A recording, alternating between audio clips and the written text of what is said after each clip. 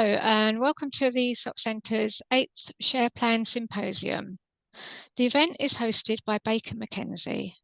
I'm Juliet Wigsell and I manage the ESOP Centre at ZN Group.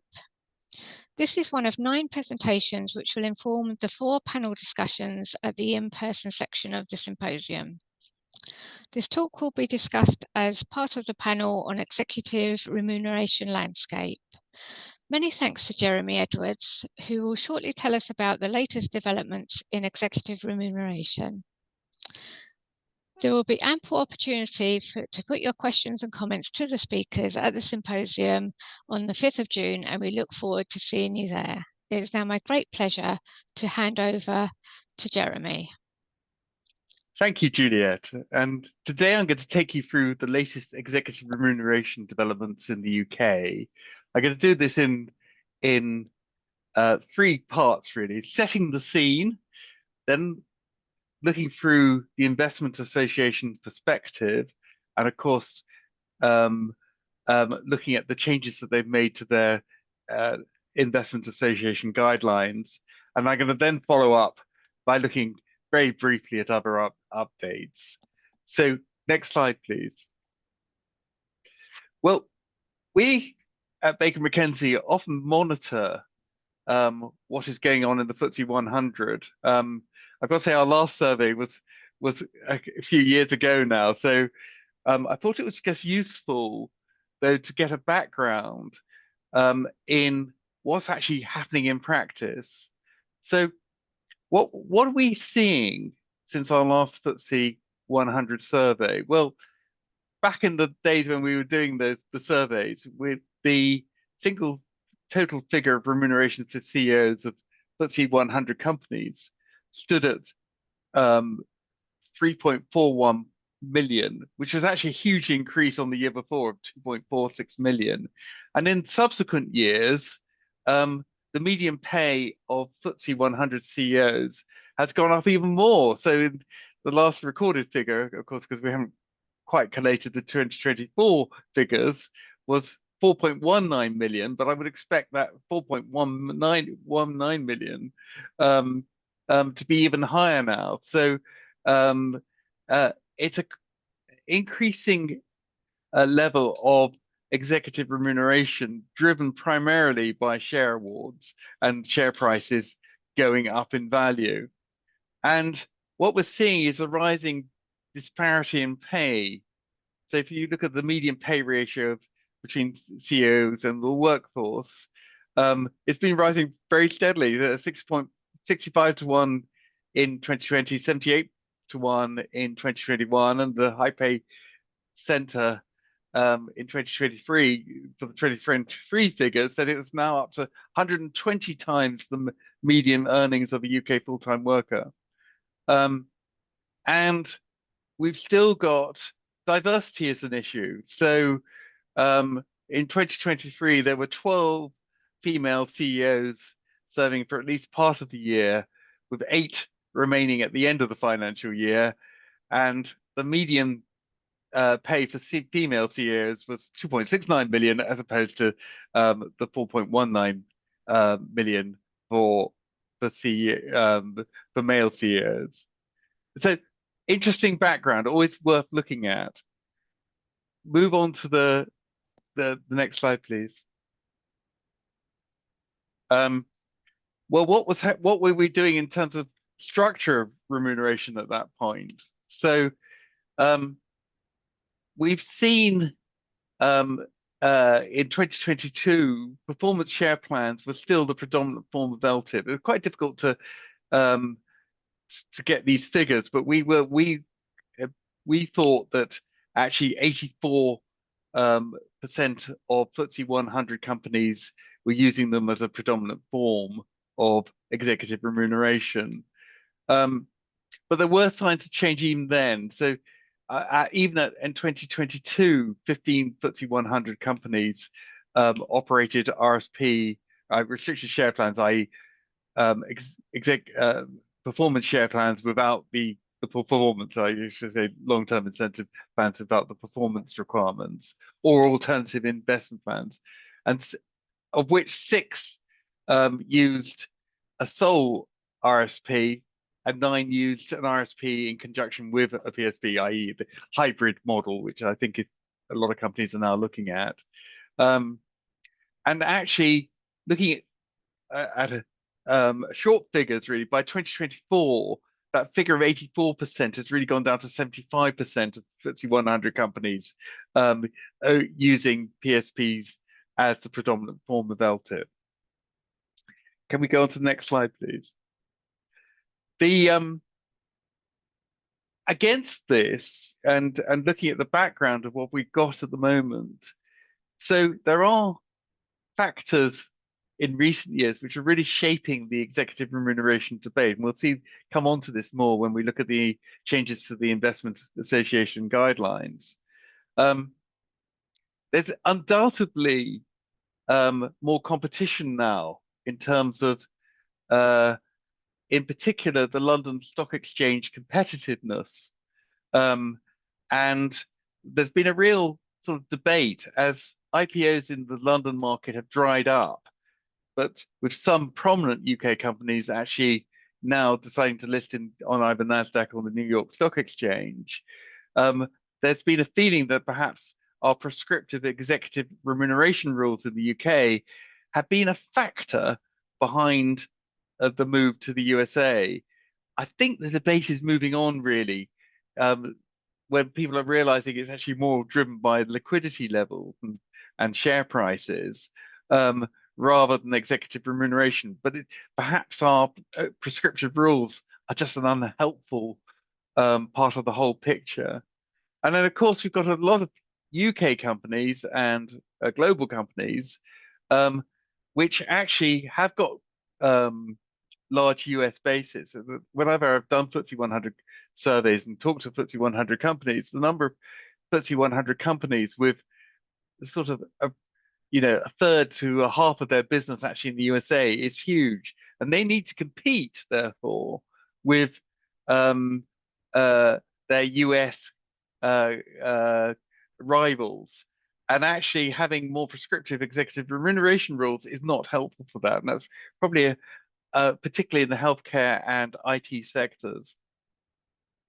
Against that, we've got this still got this feeling in the UK that a lot of people are going through hard times, and the cost of living crisis was huge a couple of years ago.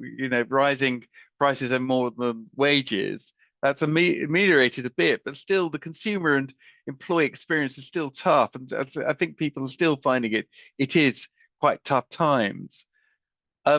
Against that again, there's also a lot of uncertainty as well about where we're going at the moment. So the stock market is all over the place at the moment, what with the Trump tariffs and then amelioration of them. So where's that going to leave? And that obviously plays into stock values. And who knows what the future developments are going to be in relation to Trump, the Ukraine war. We've had the crisis between India and Pakistan, which hopefully is ameliorating, and the long-term effects of AI coming in. So there's a whole range of factors which are shaping the executive remuneration developments. Can you go on to the next slide?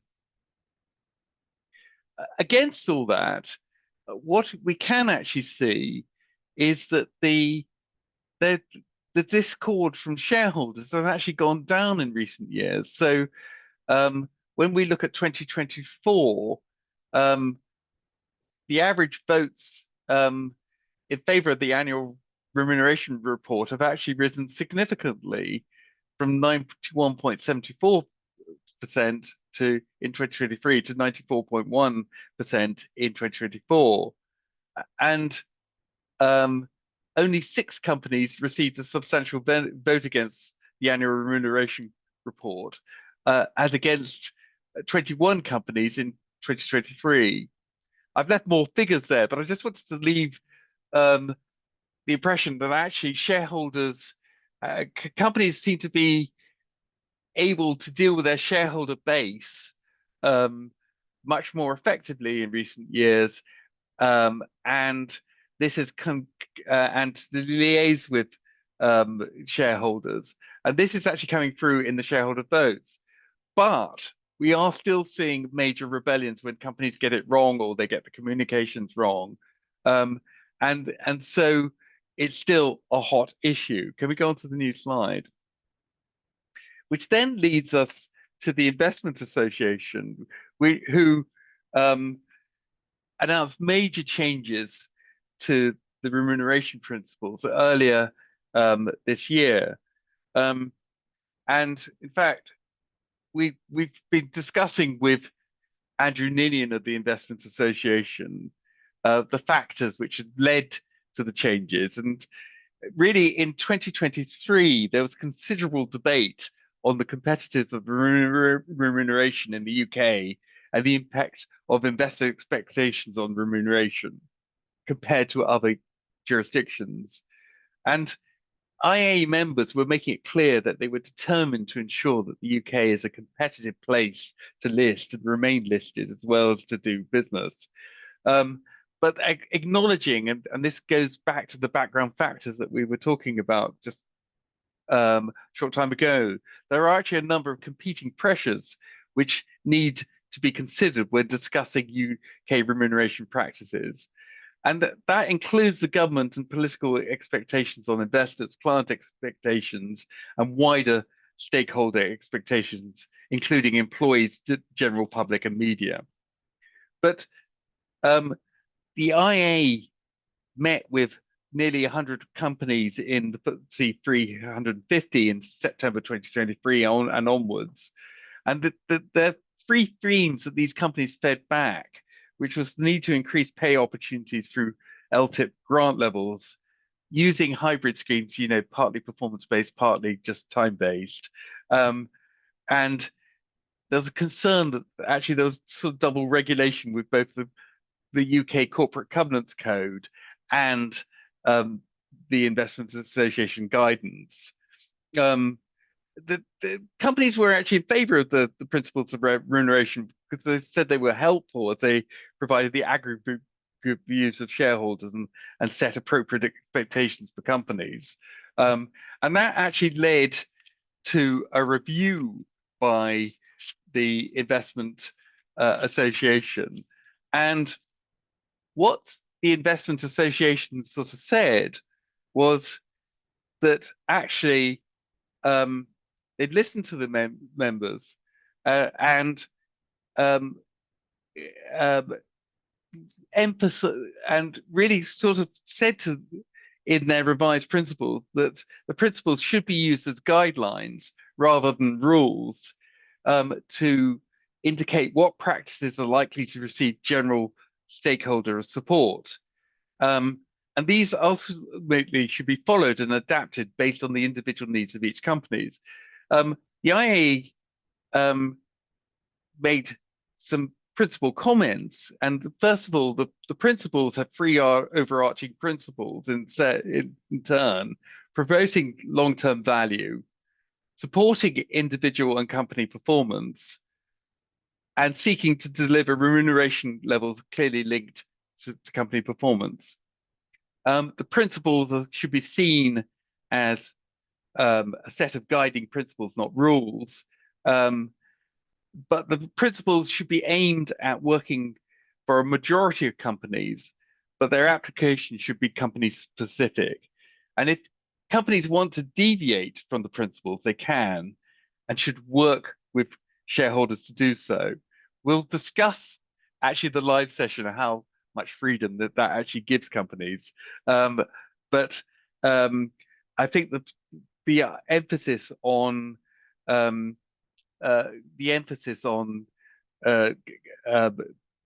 reviewing these as prescriptive has been softened. And the IA has been clear that it doesn't want the principles to direct the market in any one particular way. So if we then sort of look in turn at really what this has led to, it's this statement one should concentrate on the overarching guiding principles and not regard them as rules. allowing companies to have more flexibility to justify different plans. Within there is actually a renewed emphasis on greater flexibility, and including in particular in using hybrid incentive plans, which would offer restricted and performance shares with specific guidance. And so there is specific guidance in there, very short, as to what should be the basis. So for the restricted share part of the awards, you would expect the restricted guidance, share plan guidance with discounts and the like to continue to apply. Hybrid, they specifically said that the vesting period should be expected to be at least 5 years. There was a slight softening of the position on use of value creation plans, and it's worth concentrating on looking at that. And looking at that if you're considering that. But I think a degree of cynicism is needed, and in particular, I think one care is needed to make sure that you're not giving undue benefits to executives by easily led targets on that, and benefits should be capped. We can discuss that more when we meet in person. There are some really helpful changes to the, I was going to say rules, I should say guidelines here. They've, on terms of dilution limits, they've actually removed the executive dilution limit of the 5% 10-year limit. Well, that's been in there for ages, and so that's quite helpful for companies to be able to have more flexibility how they use their share capital. The 10% in 10-year limit is still there for all share plans. Intriguingly, there is an acknowledgement that there should be flexibility perhaps to go above the 10% limit if it can be justified. I don't think that should be read as carte blanche for all companies to go over the 10% limit.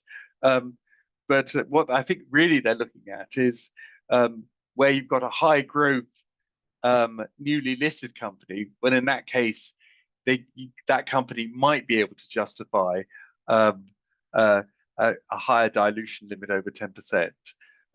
So I think that is all helpful. Can we go on to the next slide? There are other changes to the principles which are worth looking at. They've removed the specific recommendation to defer a portion of the bonus above 100% of annual service salary, but they still expect compliance with shareholder guidelines and malus and clawback. Caps and benchmarking. It was quite clear that the IA is worried about benchmarking as driving up executive remuneration levels without being justified by reference to performance. And so there's a warning in there not to do that. And also the IA is recommending that variable remuneration plans should be capped with any material increases fully justified to shareholders and subject to consultation. Disclosure of comparatives for benchmarking purposes is encouraged. So there's a bit nervous on that. I think in terms of grant side, I think there's a move to, when one's looking at sort of potential payouts, making sure you get it right actually at the time of the grant, and not making sure you don't give windfall gains by, if the share price has gone down, in giving more shares by reference to a value that's gone down, and then it climbs back up again. Also helpful are changes to that should make all employee share plans easier to operate. So there's now no need for a 10-year renewal requirement. That has gone. But mind what you've got in what you've told shareholders. So you might have to go back for one more time and then take out the 10 years. Plus also do watch out that you are reviewing your all employee share plans from time to time. And actually, your all employee share plans don't now have to comply with the 42-day grant window, except for directors. That could be a bit of a problem because you have to do things at the on an all employee basis, including directors. So and also malice and clawback language has been pared back to be more aligned with the 2024 Corporate Governance Code. Can you go to the next slide, please? I've left some more slides at the end here which I'll just march through very quickly.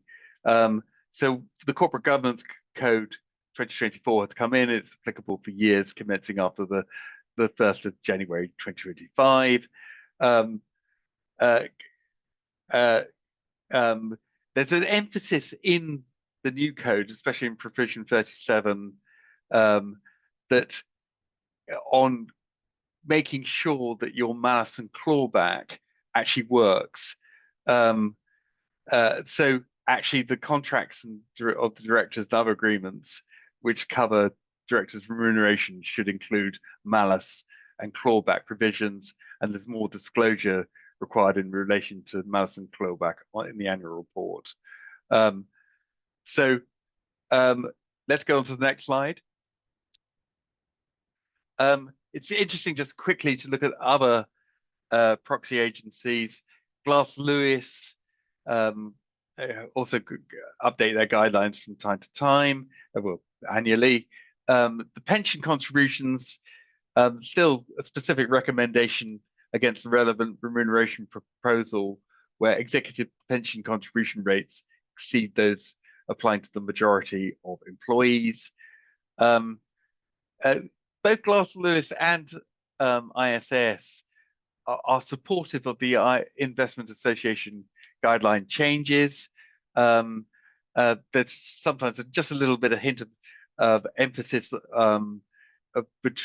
between different agencies, and Glass Lewis have said that the company should be expected to provide explanations and confirmations where a hybrid plan is proposed, but they're supportive of also of the changes to the dilution limits.